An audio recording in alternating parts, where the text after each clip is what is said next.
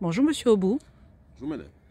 vous êtes le président d'Africains du Monde et actuellement la Chine met dehors des hommes et femmes d'affaires africains, les sortent de leurs hôtels et les force à faire des tests par rapport au Covid-19. Que pensez-vous de ce racisme à l'encontre des Africains? Merci madame. Dans la table de notre échange, j'aimerais apporter mon soutien à tous nos frères qui sont en Chine, des hommes d'affaires qui sont partis en Chine pour faire leurs affaires, et des étudiants aussi qui sont en Chine pour leurs études, qui actuellement subissent un racisme dans ce confinement mondial sur le coronavirus. Ce qu'il faut rappeler et de façon claire, c'est que ce n'est pas la première fois que la Chine tabasse les Africains sur le contexte du racisme. Ce n'est pas la première fois.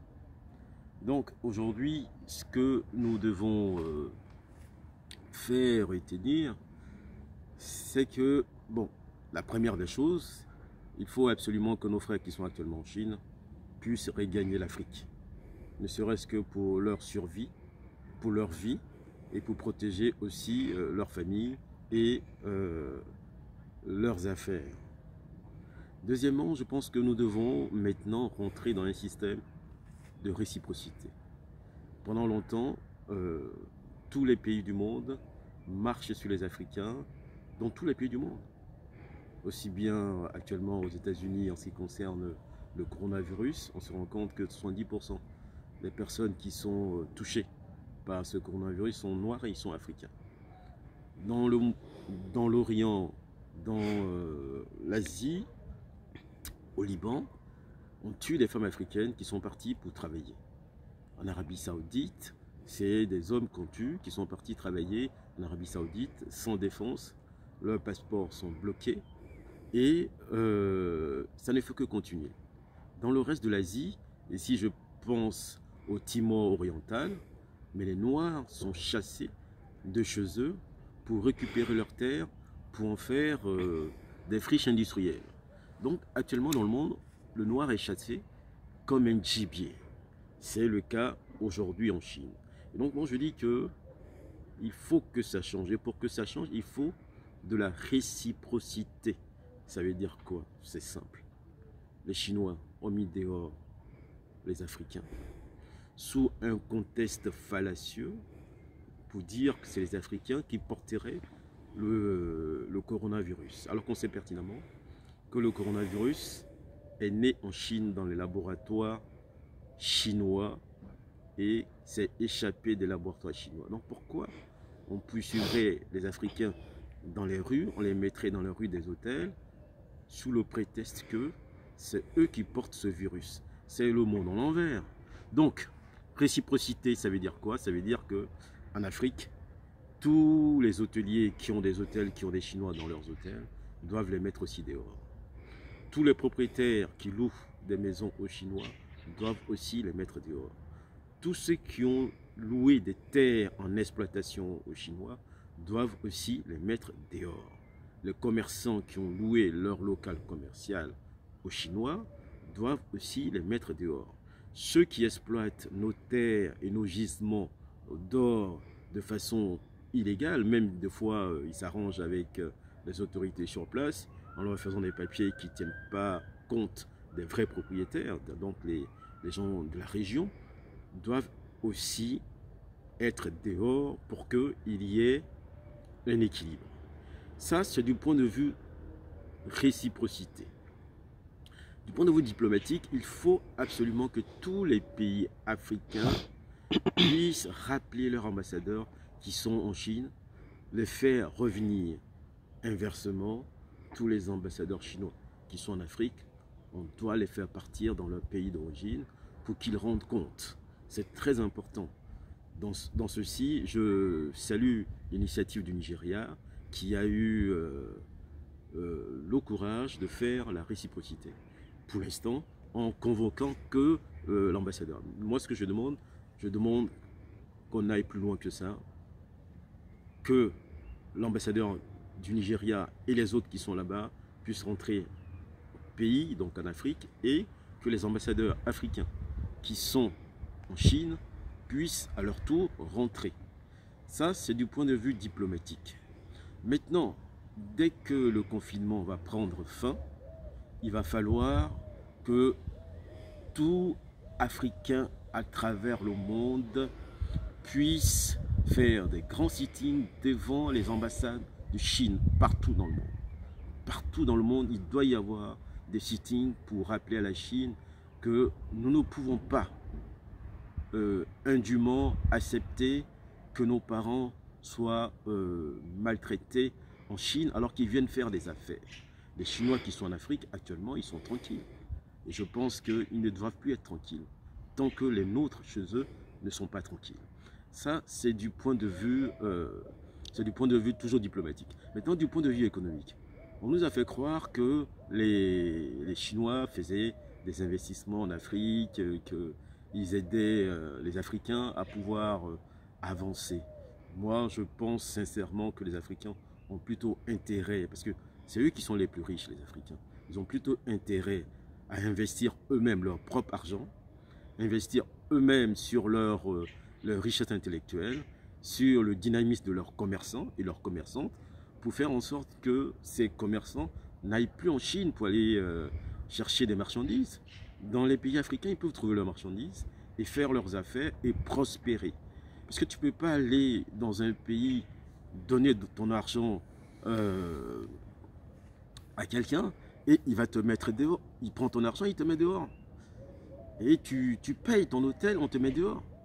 Et on te fait subir des tests obligatoires. C'est-à-dire qu'on te considère comme moins que rien. Donc il faut que ça cesse. Du point de vue économique, ça doit être ça. Et ça doit être fait comme ça. Et moi je demande à tous les Africaines et les Africains d'agir dans ce sens. Parce qu'il faut qu'on oublie les autorités, puisque les autorités ne peuvent rien faire. La preuve est que jusqu'au jour d'aujourd'hui, pendant que je vous parle, il n'y a pas une autorité étatique qui ait pris la parole pour dénoncer ce crime que les Chinois sont en train de perpétrer sur les Africains.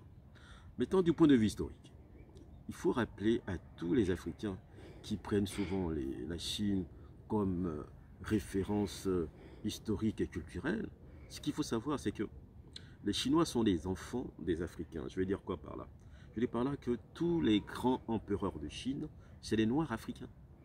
Et ce sont des Noirs africains qui ont légué leur savoir, leur écriture, leur architecture à toute la Chine et toute l'Asie, y compris le Japon. Même les langues que parle la Chine aujourd'hui, c'est une langue africaine. Mais ça va plus loin que ça. Remarquez tous les noms que portent les Chinois. Ce sont tous des noms africains et qui ont une correspondance directe dans chaque pays africain.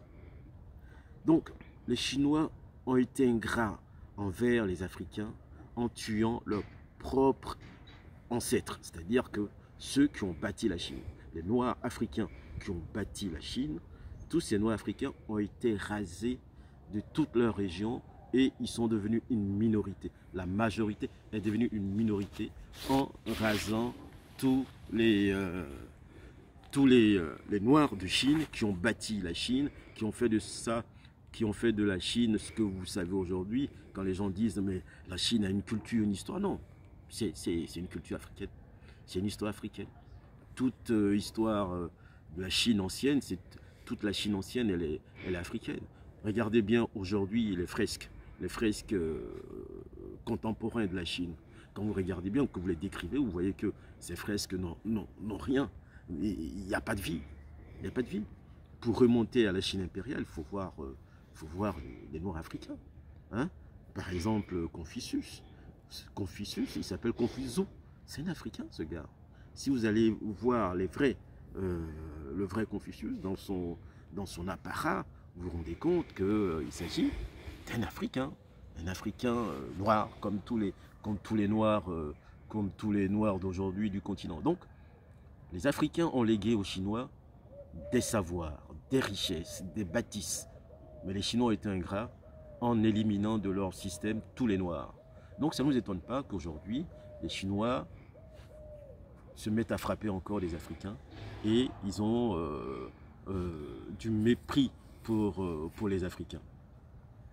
Commercialement, je demande aux Africains de ne plus acheter des produits chinois. Donc il doit y avoir un boycott général des produits chinois. Je l'avais déjà demandé quand les Africains étaient mis en esclavage en Libye. J'avais demandé qu'on fasse du boycott de tous les produits arabes et que tous les pays, tous les Africains n'aillent plus acheter chez les Arabes. C'est encore valable puisque dans les pays arabes, nos sœurs sont tuées au quotidien. Donc pour la Chine, il faut absolument boycotter. Si vous ne mangez pas des produits chinois, vous n'allez pas mourir. Enrichissez vos frères. Faites en sorte qu'on vous respecte. Le respect, ça se mérite. On n'octroie pas le respect. Le respect, en fait, c'est une relation d'égalité. C'est une relation d'échange. On respecte quelqu'un qui veut qu'on le respecte. Si vous n'êtes pas respectable, que vous attendez toujours qu'on vous fasse des cadeaux, ben vous ne serez jamais respecté. Regardez par exemple dans cette histoire de Covid. Les Chinois ont fait des cadeaux à tous les pays africains en déposant ça en Éthiopie. Mais quel pays africain a eu l'audace de contrôler les produits, de savoir ce qui est à l'intérieur? Quel pays africain a eu l'audace de dire que moi, j'achète, je ne reçois pas de cadeaux? À partir de ce moment-là, on va vous respecter. Donc moi, je demande à tous les Africains d'agir et de ne plus se laisser piétiner, quel que soit là où ils se trouvent. Et pour les Chinois, n'achetez plus rien dans les magasins chinois. Et que les Chinois doivent d'abord réparer ce qui s'est passé en Chine. Ce crime doit être réparé. Tous ceux qui ont eu des préjudices doivent être réparés dans leurs préjudices. Ce n'est qu'à partir de ce moment qu'on pourra rétablir des relations avec la Chine. Sinon, non. Je vous remercie et